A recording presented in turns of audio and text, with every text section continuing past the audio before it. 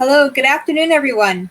Thank you for joining us today for our online discussion commemorating the International Day of Families. My name is Naria Gorder. I am the National Program Coordinator for the International Association of Youth and Students for Peace, also known as IYSP or YSP. I will be your host and MC for this event. We won't have our President Milhan Stevens with us today because he's actually spending time with his family, so good for him. For today's program, we'll briefly introduce who we are as YSP, introduce our guest speaker, hear their presentation, and follow up with a Q&A session. Everyone watching is welcome to post questions in the live chat, and we'll try our best to have them all answered. So a little bit about YSP.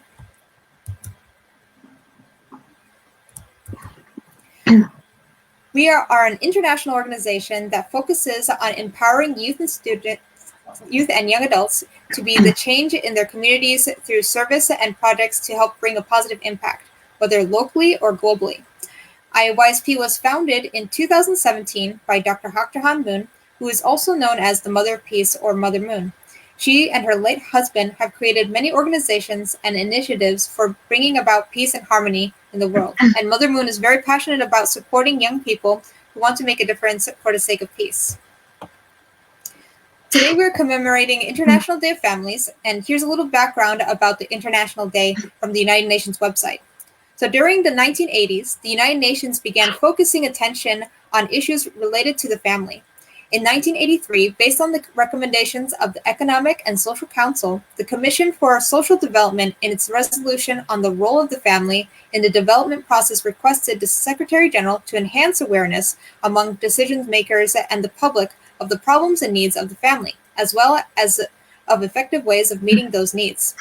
In 1993, the General Assembly decided in a resolution that the 15th of May of every year should be observed as the International Day of Families.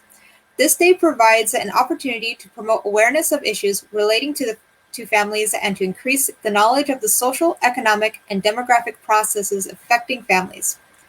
On the 25th of September 2015, the 193 member states of the United Nations unanimously adopted the Sustainable Development Goals, a set of 17 goals aiming to eliminate poverty, discrimination, abuse, and preventable deaths, address environmental destruction, and usher in an era of development for all people everywhere.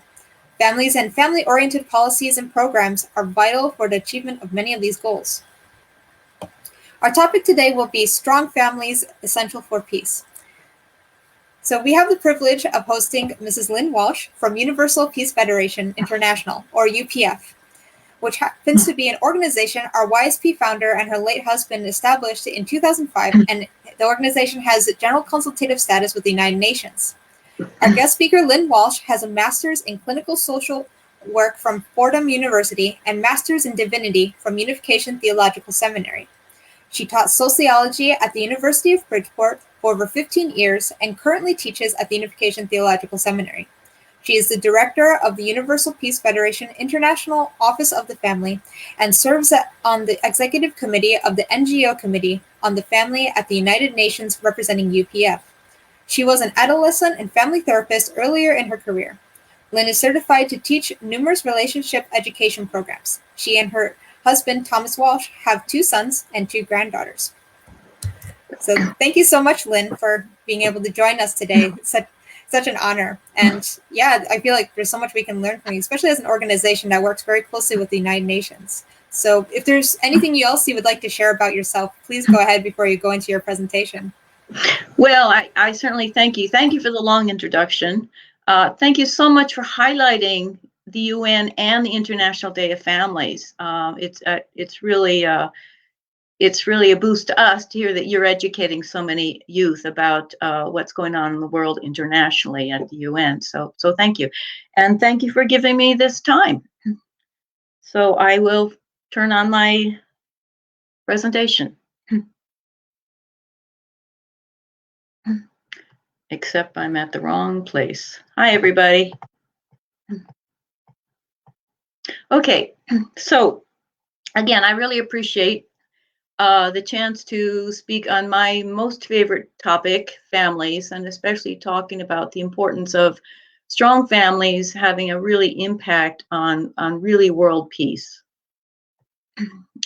Universal Peace Federation, you gave a nice coverage, Naria, is all around the world, maybe 150 nations it's active in, and it is both grassroots, service projects, etc., but also reaches very high level heads of state, parliamentarians, first ladies, really tries to reach all sectors of society, academicians, business leaders. Religious leaders, we do a lot of interfaith work. We've been doing that for a very long time, and then reaching media and art and culture. So broad span, but we're trying to promote universal values. We're trying to promote interdependence. We need each other. We cannot solve a world problems unless we feel responsible for each other. And prosperity must be mutual for all. But underlying this is the importance of the family. That's my specialty, or anyway, what drives me most. So Nari mentioned that we have general status at the UN. This is the highest status. We really are scrutinized quite a lot to get this status, and only large international NGOs get this status, which means we can actually work at the UN, have passes, etc. And then Nari also mentioned that I'm very active with the NGO Committee on the Family, which is NGOs that are also accredited at the UN, who are interested in family, come together, and we have monthly programs to try to bring research to the UN to support missions or countries that are trying to improve their policies or understand situations about the family that data sort of helps show. So foundational to the UN is the Universal Declaration of Human Rights. And this statement you hear a lot, it's really a wise statement, that the family is the natural and fundamental, those two words are important, natural and fundamental, group unit of society, and it is entitled to protection by society and by the state. So that's why in 1993, for instance, the resolution that Naria mentioned, and the foundation of International Day of Families. But, right, why is it not? Oh dear. There we go. Okay, so the Millennium Development Goals were drawn up in 2000, the Sustainable Development Goals in 2015, trying to solve our most critical problems. But the sad thing is, both of these delineations of these goals did not mention the family. It's sad, it's understandable, unfortunately. I mean, I don't really understand, but family has become controversial. We have our work set out for us because we have to, again, remind these countries how important the family is and how to strengthen it. So one thing we do with the family, we collaborate with other NGOs. A good example is, of course, having programs with them, but also a good example is these two books. This is a collaboration of many NGOs that, again, work on the family, grassroots, political, research, all of the above. And I was asked to write a chapter in each. Both of my chapters were on gender equality.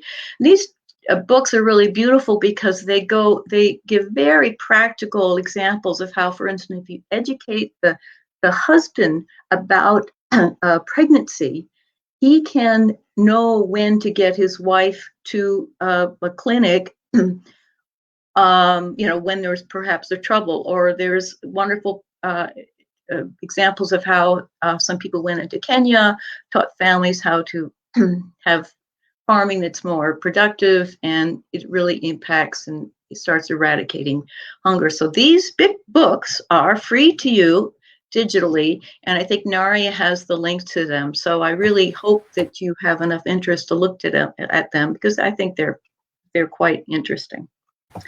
Okay, so I'm talking about the family. How are we doing at the family? We know for a long time, marriage has been in the decline and divorce has been increasing. And honestly, I know a lot of young people are very discouraged about marriage. Their own parents are divorced, they don't see any happy marriages, or marriages just hanging on and not happy. So we really have a major problem. And I am here to tell you, we can make marriage better and happier than ever.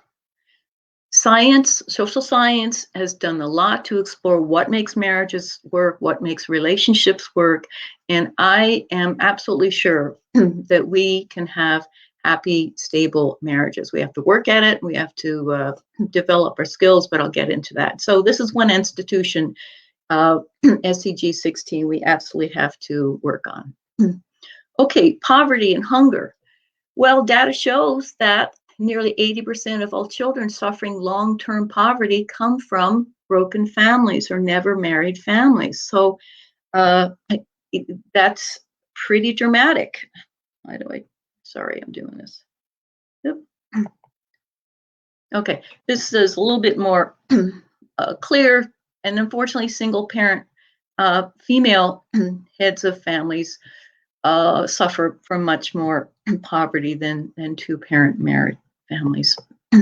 And across all races, it's the same thing, that those who suffer most are single mother families, again, no matter what race. I'm sorry, I'm going to learn how to do this. Okay, now, having said that, we have to be really careful, because single parents, mothers and single fathers, love and care for their children just as much, in really heroic measures. Very few of them are thinking, single mother thinking, yeah, I really don't want a responsible, loving father for my children. So we really have to make sure that, even though this data is important to look at, we're not blaming single parents. Really, we don't have enough, as I said, education about how to have healthy relationships, how to deal with a conflict that's normal. So single parents need to be applauded and supported. We still need to look at the data that says that there's still higher risk in single parents families.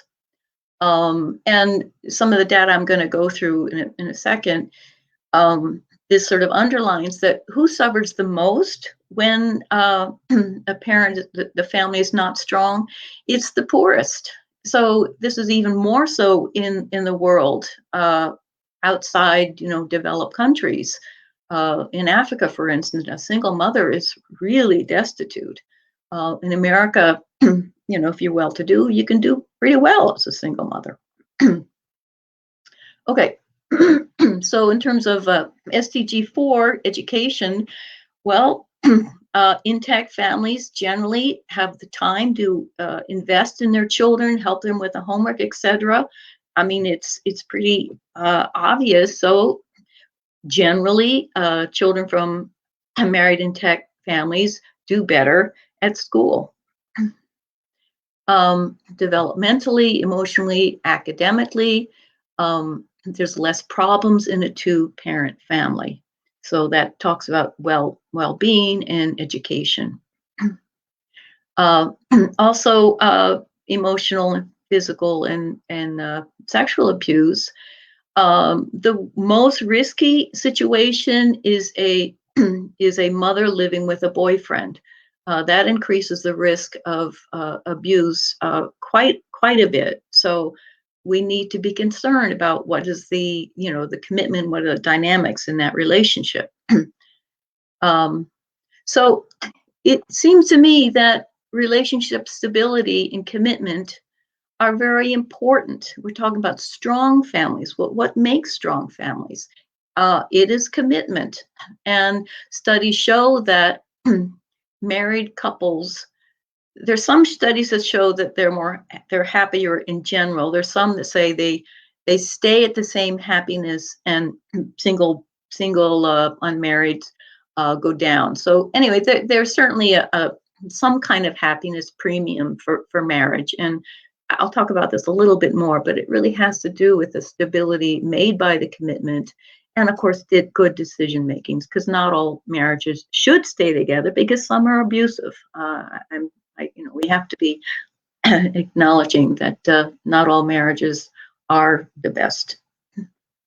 Okay, so does it make a difference to be raised by one's mother and father? Do sex differences matter? This is controversial, but we need to look at it. Let's look just at, this is a bell graph of height. So men are taller in the blue than women in green.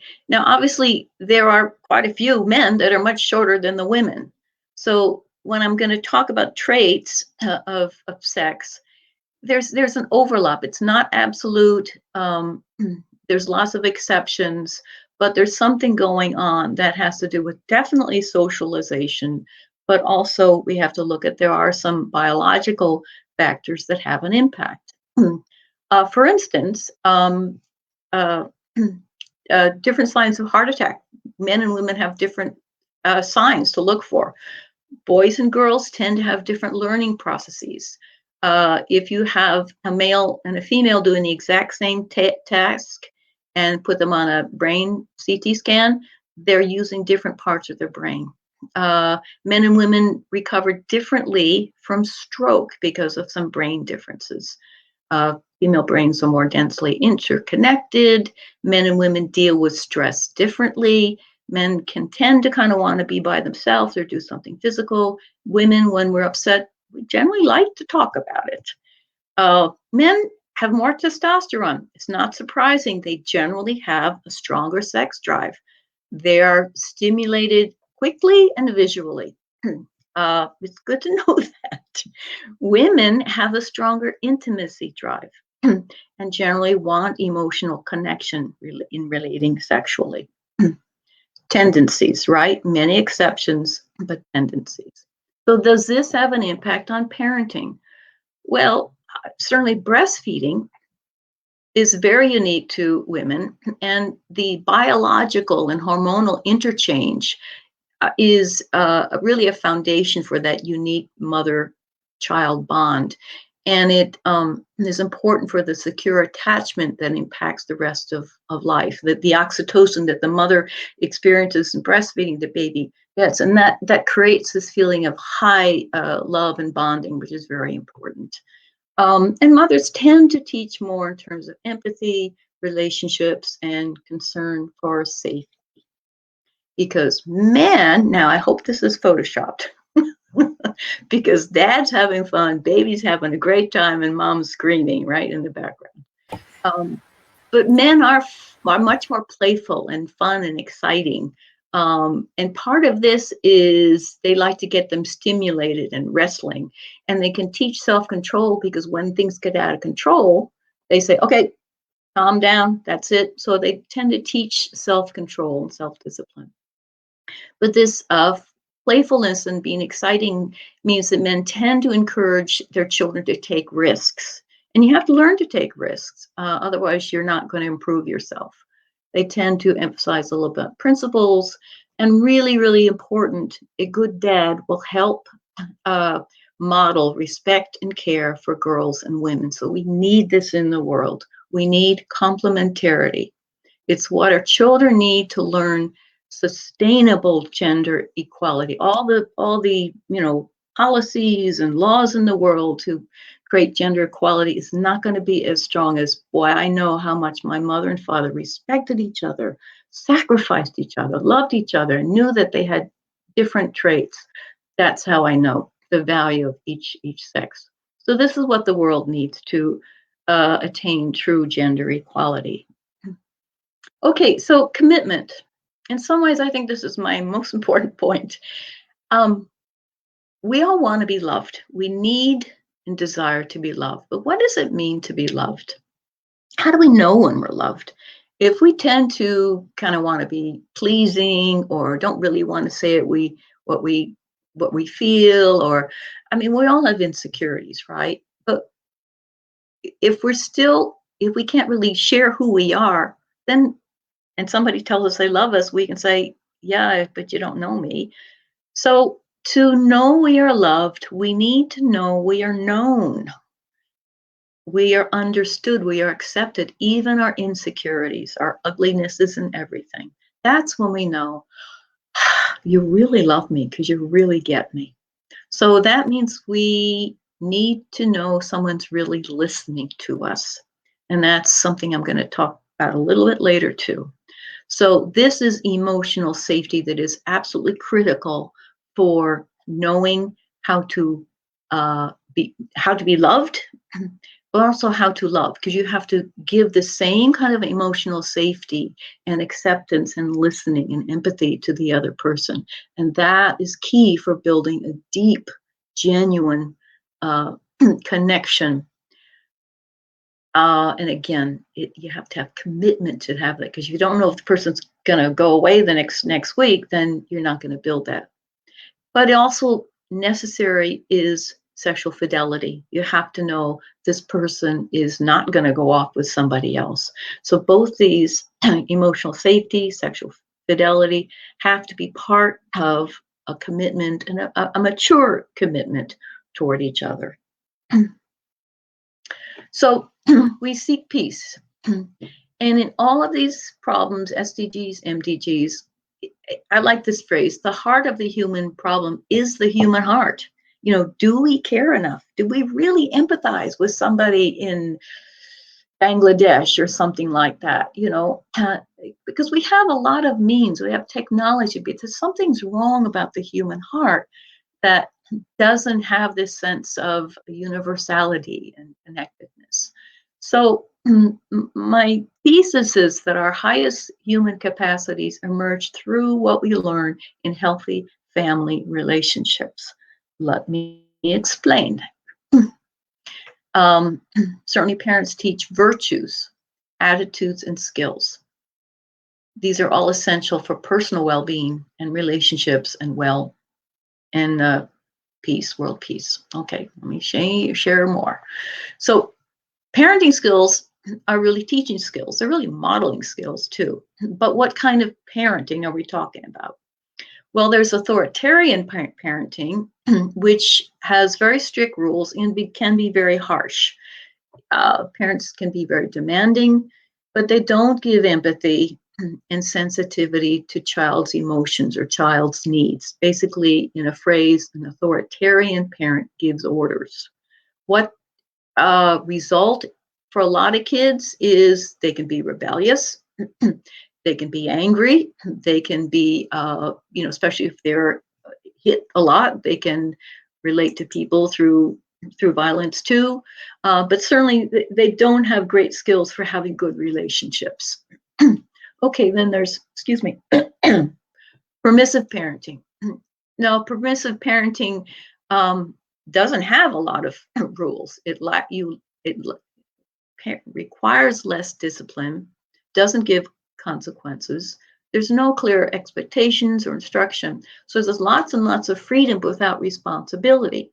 So the phrase for a permissive parent is they give in.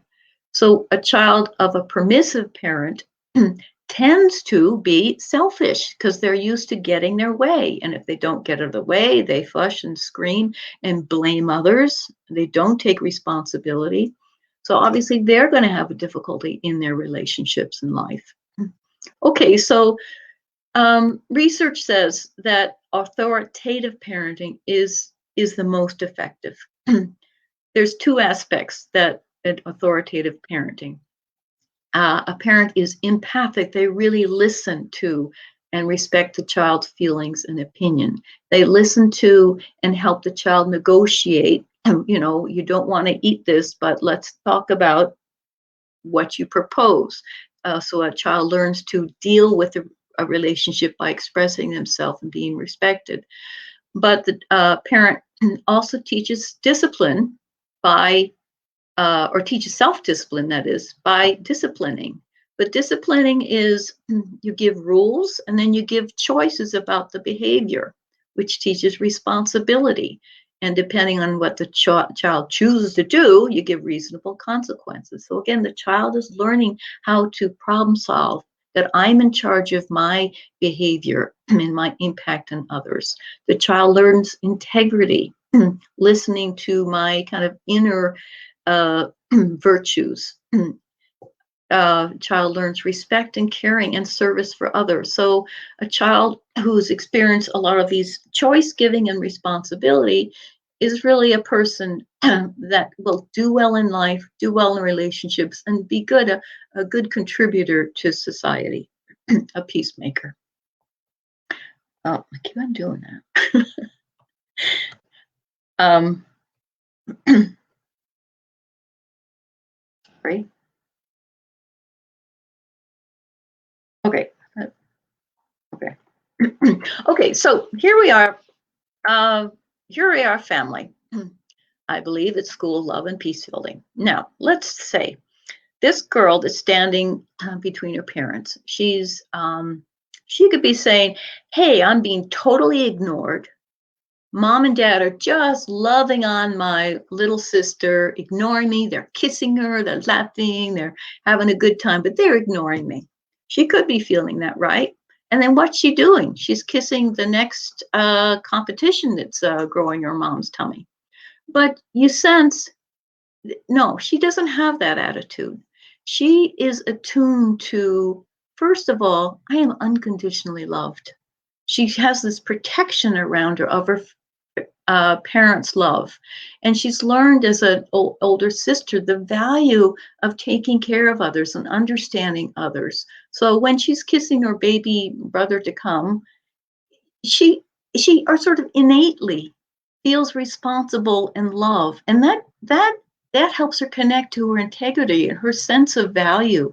So again, what we learn in our family relationships within this haven of security and commitment and love just can't be done by other agencies or policies.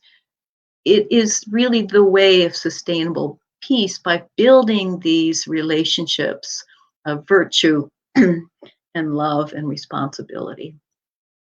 So not all of us come from perfect families. In fact, I don't know one yet. But these are virtues and peace building skills that we all can learn. We can learn in relationship education. I really firmly believe in it. All couples, all relationships have conflict, guaranteed. If I knew this stuff earlier, my husband would have more hair on his head. But we can learn how to negotiate in conflict so that it deepens the relationship, doesn't cause division. Excuse me. Parenting education also is highly effective. Just think of single parents that are already overwhelmed, love their kids, but it's hard. And then if you help them understand how to effectively parent with some tools, it takes big stress off of them. So we need parenting education for everybody to learn how to do authoritative parenting. And then there's wonderful character education. And I really love YSP because you notice the virtues that I was talking about in authoritative parenting: responsibility, integrity, service, empathy. Those are exactly what you guys are teaching. So I love you guys. So ladies and gentlemen, you're really on the right path with YSP. And I'm delighted that you're interested in world peace and you're being involved in this is that you're really on the track of being a peace builder. So have hope in your relationships and have hope that the responsibility you're taking to work on yourself, it will make a big difference. And I thank you for that. And that is my end. And I just want to end with just a reminder that you can get these books free digitally, and I think Naria has the link. All right, Naria, I'm done. All right, thank you so much, Lynn. Yeah, we have that link posted in the live stream Great. chat. So if anyone's interested, they can click on that. So we don't have any questions yet, but I definitely have a lot of different questions. But yeah, so some comments, seeing the photo, especially with like the dad throwing the baby into the air, I can very much relate. My husband does the same thing. Maybe not that high, but still a little high. Yeah, I think it was photoshopped. All right, so Yeah, some questions wanted to ask. So you had mentioned like with the SDGs and MDGs, there wasn't anything like specifically about the family, but I was wondering, in one of your slides you actually showed with number 16, which is justice and strong institutions, is a family considered an institution? It is, yes, definitely a institution. But again, they don't name it in that SDG. It is the most fundamental institution.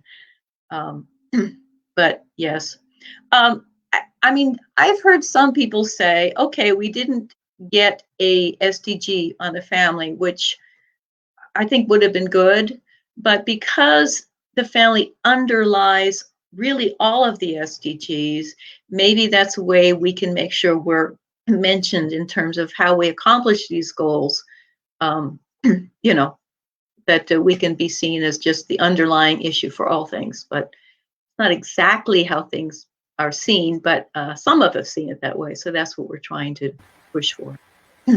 Yeah, I noticed when you in your presentation you're kind of showing the first few SDGs and how like the family, like having a strong family or well-educated family can really improve or impact positively in reaching those goals that the UN is trying to reach. And I wonder if it's like applicable to like all 17. You had mentioned like even things like sustainable cities or clean energy and clean water. That's like also something that the family is kind of like the underlying foundation for really like educating or bringing awareness for their young children, so that when they get older, they are also very conscious about that, right? Yeah, I mean, I think honestly, it does relate to all of them. Water. You're doing a project on water, right? Aren't you? Yes. Yeah, we're having a synergy event That's great. for the New Jersey community or the chapter New Jersey. Well, I mean, just think if you teach kids at home the value of water and good stewardship of anything. I mean, you think of, boy, what we do with our plastic, et cetera, you know, then from the home, you're learning to respect nature, know the value of water. So you will be a good citizen in the world, not wasting water or not polluting water or having, you know, being aware of we need, you know, maybe you want to get your PhD in whatever it is, water, or building cities. Crime is a huge problem in cities. I remember on a subway, there was a kid who was complaining about how dirty the city was. He was eating a candy, and he threw the candy wrapper on the floor. I said, so yeah, you know, we're each of us are a cell in this huge body, and what we do matters, and what we do can multiply goodness or, you know, add to the trash and the pollution, you know, spiritually, emotionally, but also physically. So I really do believe, but of course the data is most clear about how breakdown of families affect poverty and the most critical ones, education. You know, if you have a culture that doesn't promote women's education, which is, of course, unfortunately true in the world, but if you have an involved father, he more likely, and especially if there's a good, you know, parental relationship, he more likely will really try to promote his daughter's education. So that comes from the family. I know a wonderful Afghanistan woman who has a PhD. She's working in Afghanistan to teach great girls' schools, and she totally attributes it to her father pushing her. And you know, who's a Muslim and grew up in a society where you don't promote women's education, but it came from that bond and commitment from the dad that she's a hero. Yeah. Right. Thank you. So we do have one question from Ricky DeSena, one of our YSP staff. He's asking, from what I've seen, different people have different ways of defining what a family is. Does the United Nations have a working definition for family, and how do you tackle issues facing families when there might be so much diversity in understanding what a family is? Yeah, very good question, Ricky.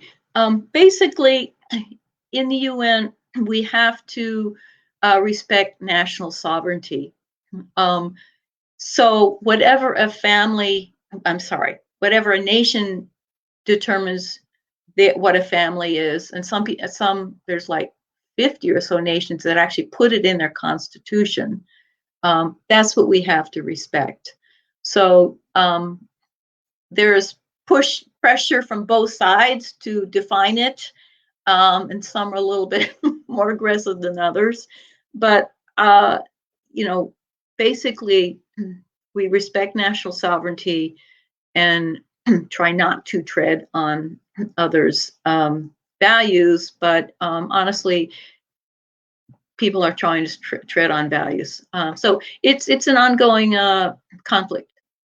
Sometimes when they're negotiating some of these documents, that's what they're arguing. They're arguing about what is the family, and they can't agree, so they've never come up with a document. It's interesting, but yeah, good question, Ricky. The NGO Family Committee, part of our kind of mission is to uphold national sovereignty. That's so interesting. I didn't realize that each nation or sovereignty had like their own definition for the family. You think it'd be pretty kind of like, I guess, natural, or like you kind of know what it should be, but so then there is not even like a broad like definition for the family at the United Nations, or do they just try not to touch upon it because it's a little bit complicated? Well, yeah, it's the natural. That says a lot. And fundamental group unit of society. So what does natural mean? To me, it's every single one of us came from a mother and father.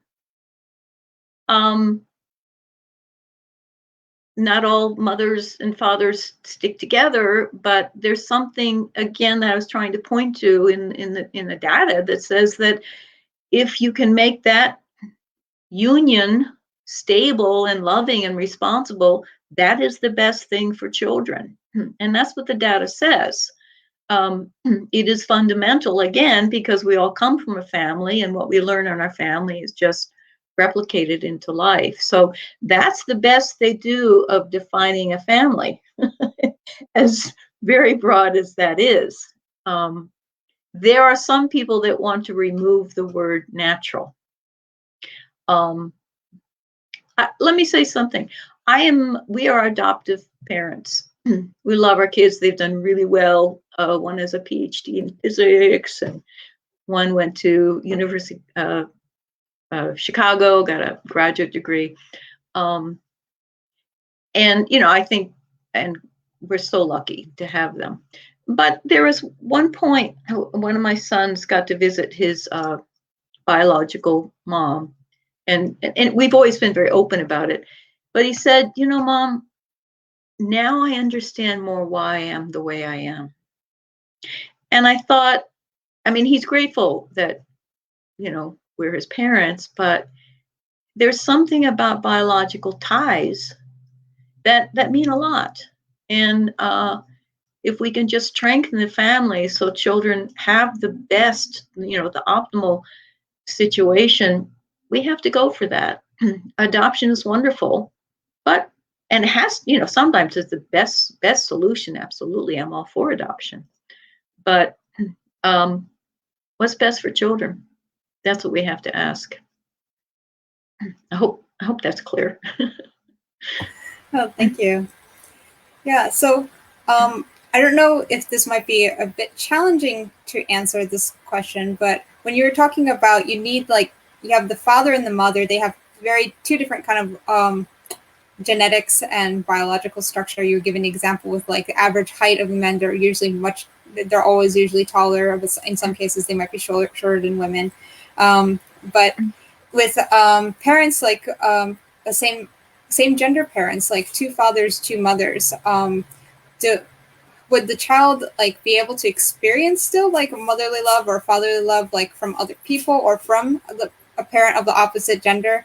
Like, you were giving examples how mothers are more like comforting, embracing. Dads tend to like show them how to take risks or discipline. But sometimes I've seen couples of the same gender.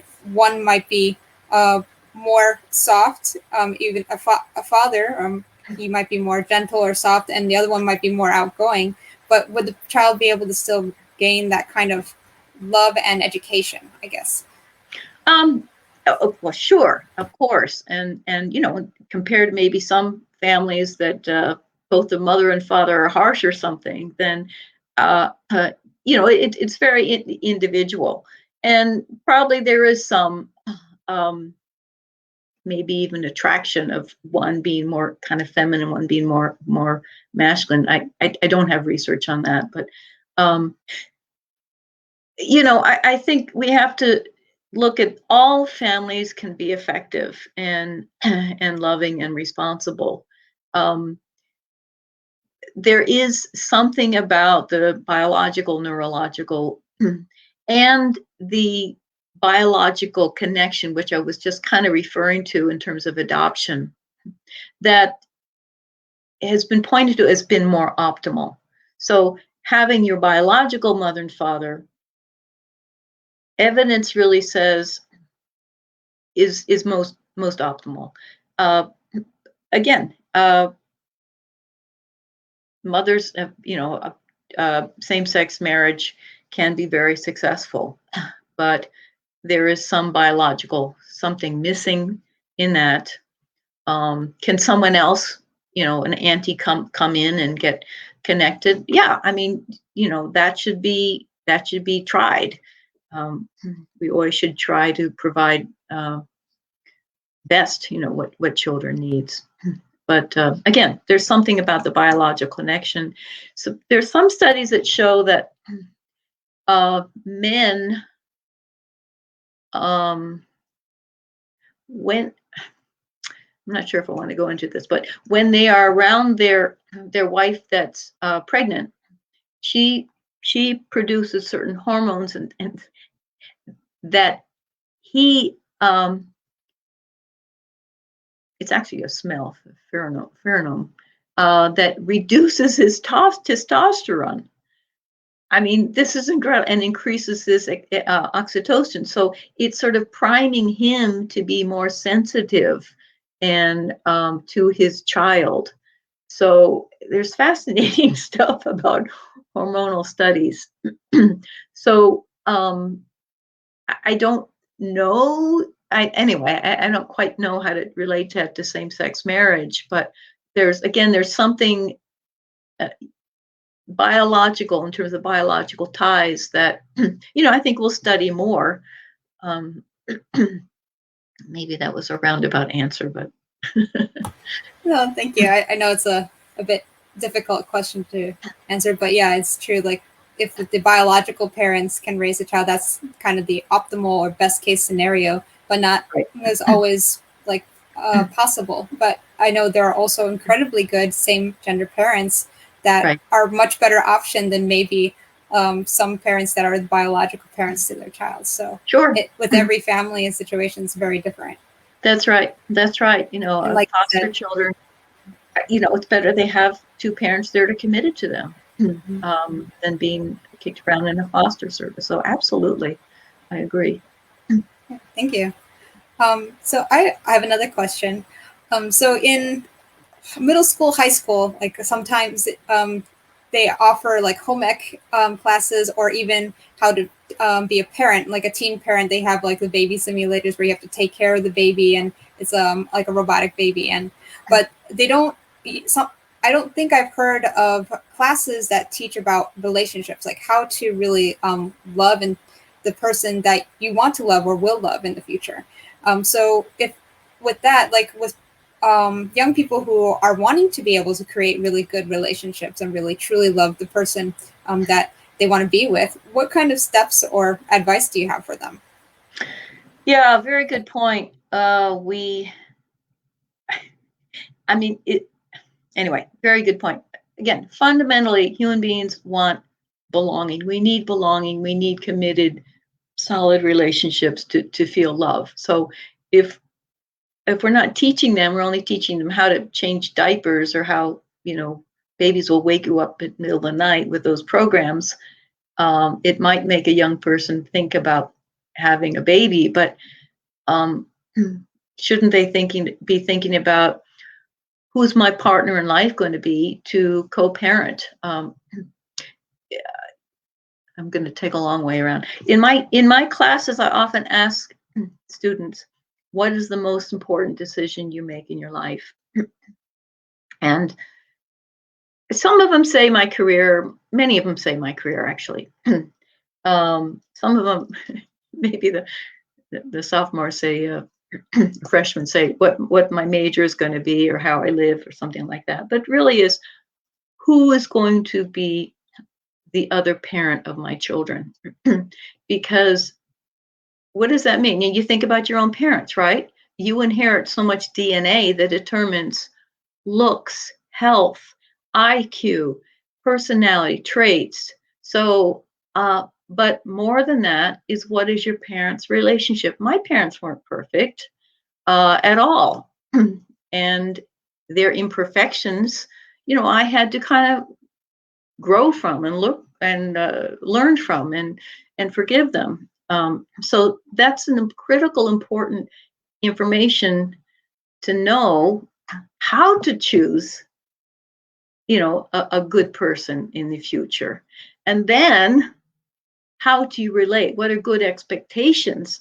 As I've mentioned a few times, conflict is just, in a healthy, loving relationship, there are 15 irreconcilable differences. Healthy, happy relationships. What does that mean? You're different people.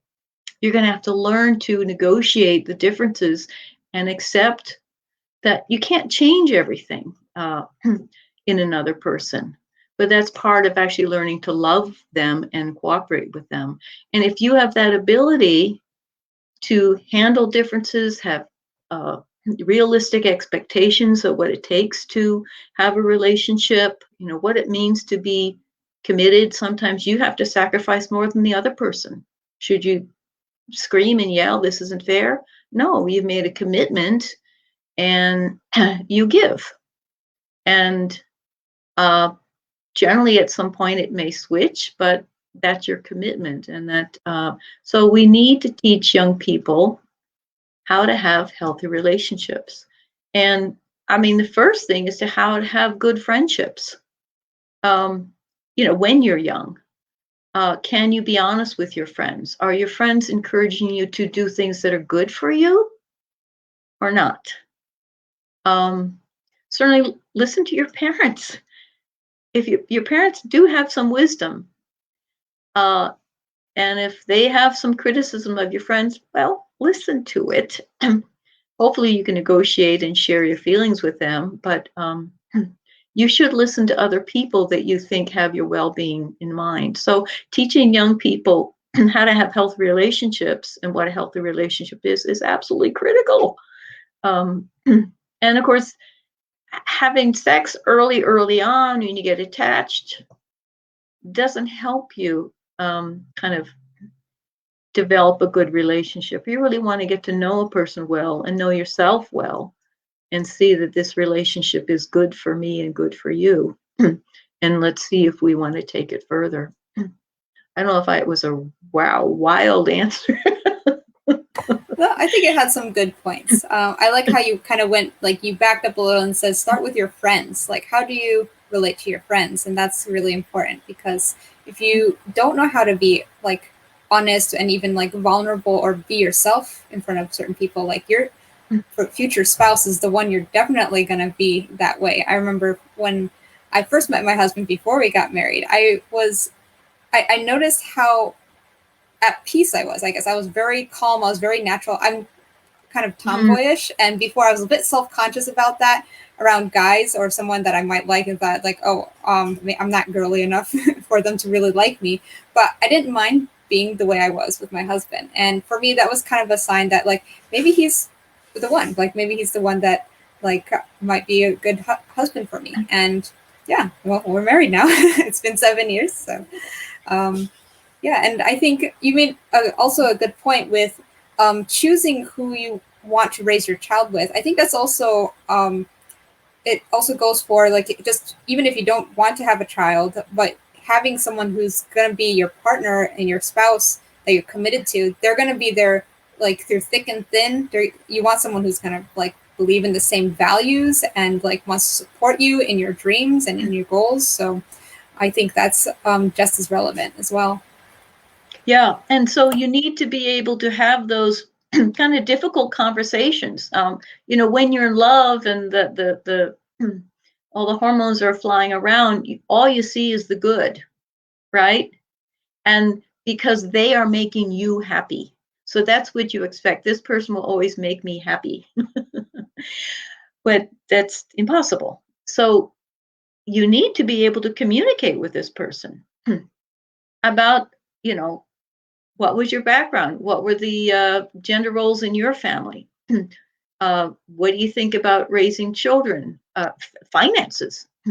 People have very different attitudes towards money and the use of money. So, can you communicate to this person? Is really important. And a lot of young people are still struggling just how to communicate because it's a learning process. So, yeah, learning through your friends and looking at, does this person really help you move in a direction that's improving your life? Also, popularity. Being popular is generally not so valuable. You don't need to have lots of friends. You need to have maybe one or two very good friends, and let the popularity, fly around and do what it is. But you're working on your future. You're working on who I am and how I'm going to live my life. And I'm building, block by block, who I am and how I can be a person of integrity. So, take things slow and be mindful of where is this leading. The pace is so fast in this life, culture today. We really need to get back to, what will take me where I really want to go, where my values really are centered.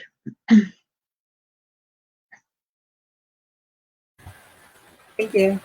So I think we're going to have just one more question and maybe wrap up from here. So Okay. we have another question from Ricky. So he says, I noticed that there were some women who, in light of recent feminist ideas and concepts, believe that they didn't need a dad to raise their kids and are intentionally choosing to have a child without a father in the picture. What would you say to someone who holds this kind of belief? This is something I've seen in videos and social media as well as in school when I was attending. Yeah, good question. What's her name? Katy Perry? Is that her? She made some statement about, the singer, that, she doesn't need a dad. They're no good. What's the point of them anyway? Well, why don't you ask the child? Do they want a father? There are different traits because of sex differences. And the child's going to look all around and say, how come he's got a dad and he's got a dad, and she's got a dad, I don't? Who's my dad? Am I not loved? Right? So you have to think about what's best for the child. The child is going to ask that and is going to wonder and feel not loved. Something's wrong with me for my dad not loving me. So I think it's,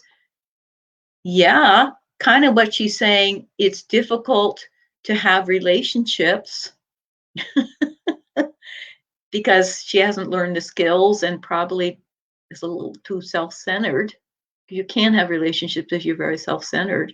So the easy way out is not having a relationship and just having a child who's not going to have a dad. That's selfish. We really need to ask what's best for children.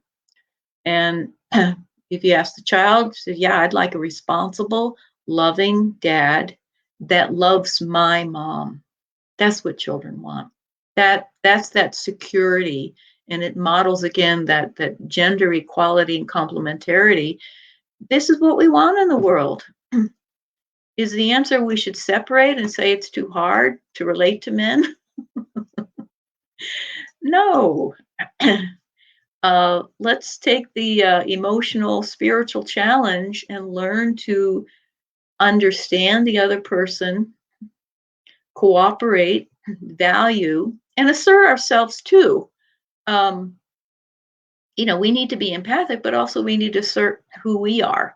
And I think women, some to the extreme of some radical feminists, which I hear at the UN, are blaming and hating and whatever. And some women on the other spectrum really need to learn to speak up and, speak for themselves in different countries around the world, for sure. But yes, think about what the child needs first. We have Maybe to be parental. Maybe they haven't met the right guy yet. There's some amazing men out there, but there's some pretty mean guys out there as well. So I can understand that. Yeah, that's right. And I mean, if guys are felt that they're not needed as fathers, I mean, I had one speaker at the UN say, what do you say? Marriage really helped me grow up, but boy, parenting put fuel on the fire for that one.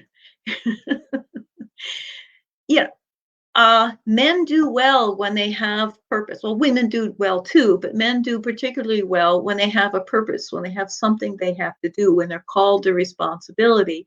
And marriage and certainly parenting brings something out of men, which they are perfectly capable of. I remember having kind of falling in love with my husband all over again because I saw what a great daddy he was, So, and this helps them grow every level in the family. When we're a child, we learn how to respect and love and get love from our parents. When we're sibling, we learn basically a friendship relationship, that life isn't fair. That sometimes, my older sister gets some favors, and that's okay. Doesn't mean I'm not loved, but there's a reason for that. So, sibling relationships.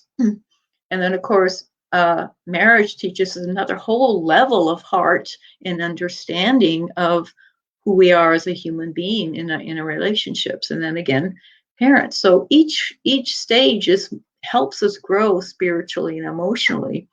And to negate men of that opportunity is very sad.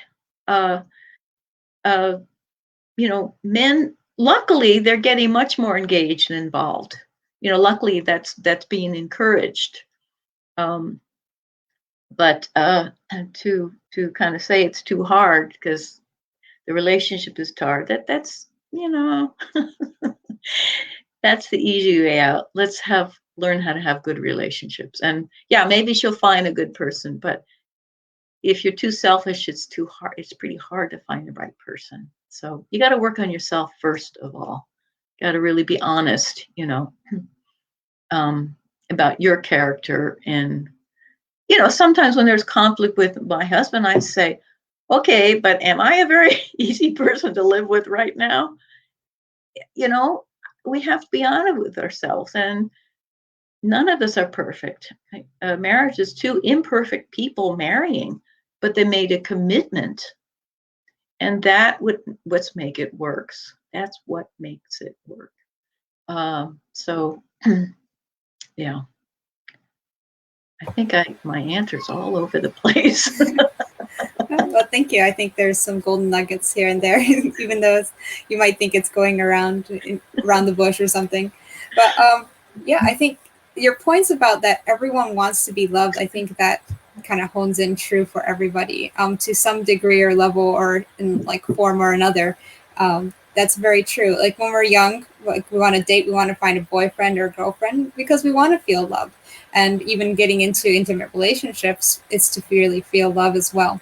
And I think even true with parents, when if you're not having a good relationship with your spouse, but there's a child also in it, that kind of shows as a parent, you have to make that ultimate sacrifice. But sometimes you're not there at that like, I guess, maturity and consciousness, because you also are lacking that love. You haven't been fully loved by your spouse, and are looking for that. And yeah, maybe that's why some parents just want to go like, I don't need a dad. I don't need a man in my life. I will just raise the child on my own. I'm better off. They're better off. And maybe because they've been hurt so much. But yeah, I really hope that everyone can really feel that fulfillment of love at some point, and really find the right person. But it's true. Instead of looking for Mr. Right or Mrs. Right, it's like, how do I become the Mr. or Mrs. Right for my future spouse? Exactly. And that's a totally different way of viewing things than how we usually, or how we've been taught, like through movies or media and our society. It's like, you got to find the right person, but also let's flip it around. How do you become the right person? So. Exactly. Yeah. And if you really work on yourself and learn to be honest and genuine and, in tune with your values, you'll find somebody at the same level. If you're just looking for somebody attractive, then you're more likely not going to notice what kind of person that person is. You said something else, but I forgot which I wanted to answer. Sorry. It might come back. Yeah. But yeah. Anyway, it fleeted out. It's all right. But yeah, I think we're gonna probably wrap up now. But I would like if you could share like at least like one thing, like whether someone is looking to be married in the future, have a family and kids, or marriage is not their thing, but they do want to have some kind of meaningful relationship, or really be able to feel that fulfillment of love and happiness. Like what is a step that everyone can really take to work towards that? I guess a meaningful relationship. Great question. It's the most important thing I teach in my classes, and it's I mentioned this, listening. I tell my classes, okay, I asked them again. I mentioned this. I asked them, when do you remember being really listened to? And very few people, some people say they can remember very distinctly when they were listened to, and they could share like they never did before, and they never felt so much love. And it's really amazing. But sadly, many say, I can't think of that. So I tell them, okay, we're going to practice listening. And many say, oh, I know how to listen. Then I give certain structure. And, the point is to really get into the feeling and the situation of the other person without your interpretation.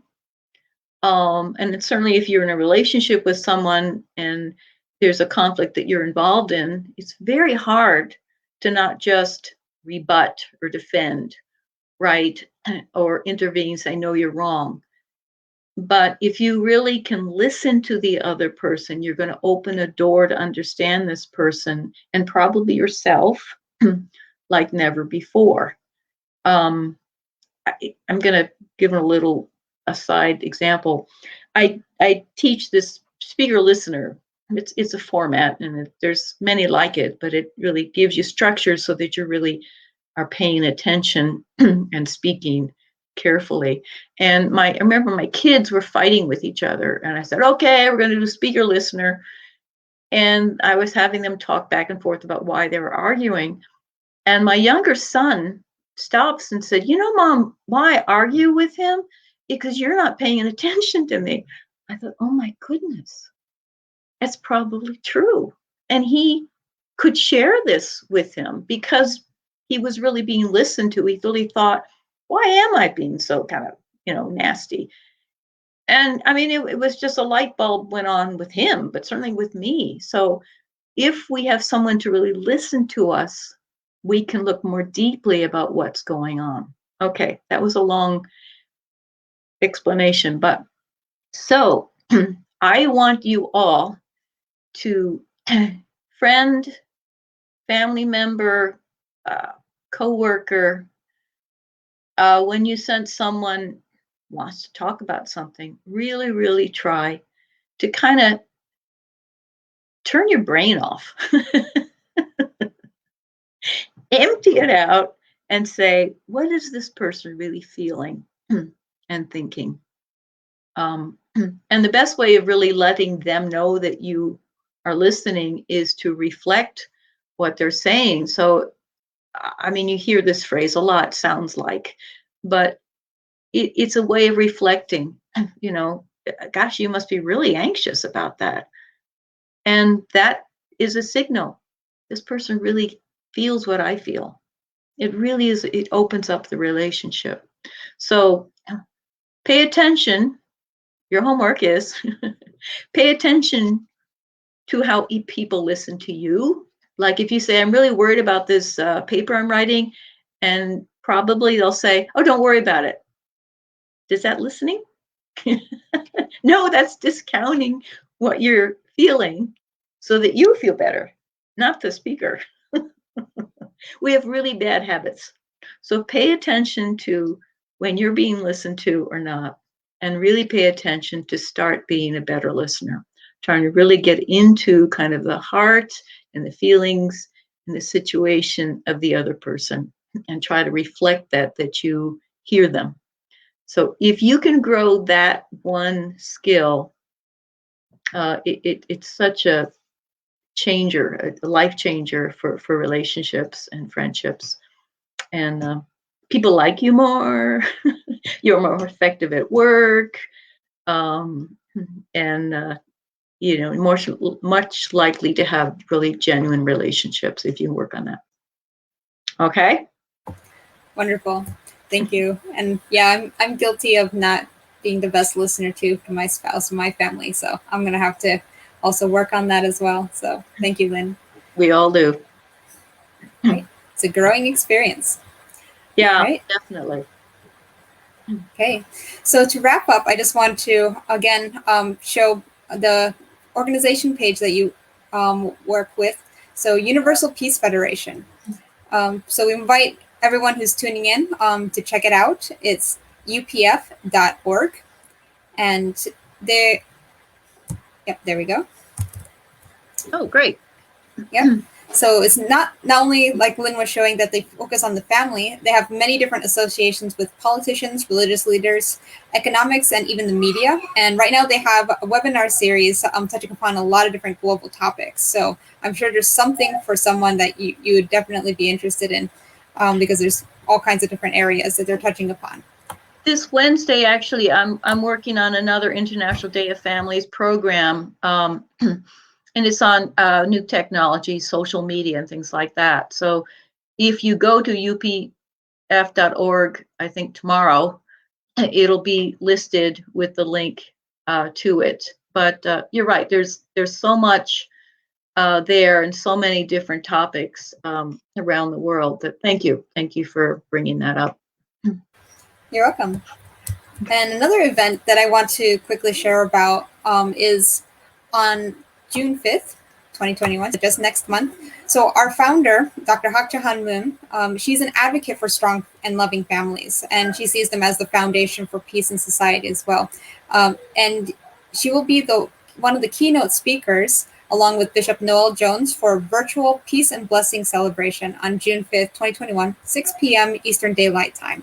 The event will have famous gospel singers and probably has more of a Christian feel, but don't let that stop you from checking it out, because the marriage blessing that they're going to be talking about is a global tradition for all religions and all people.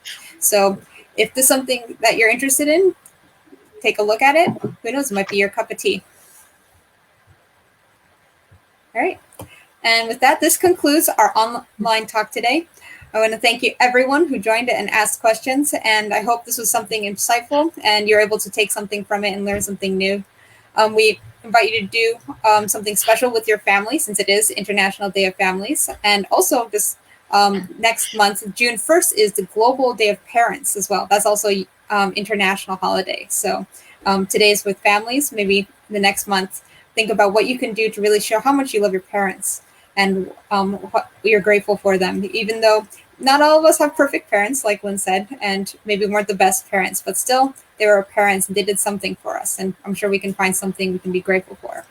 And also practicing how we can listen to not just our family, but also with our friends and everyone we're relating with, and we can take that step and challenge that Lynn has given us to deepen our relationships.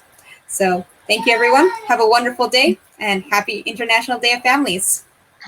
Thank you. Yay.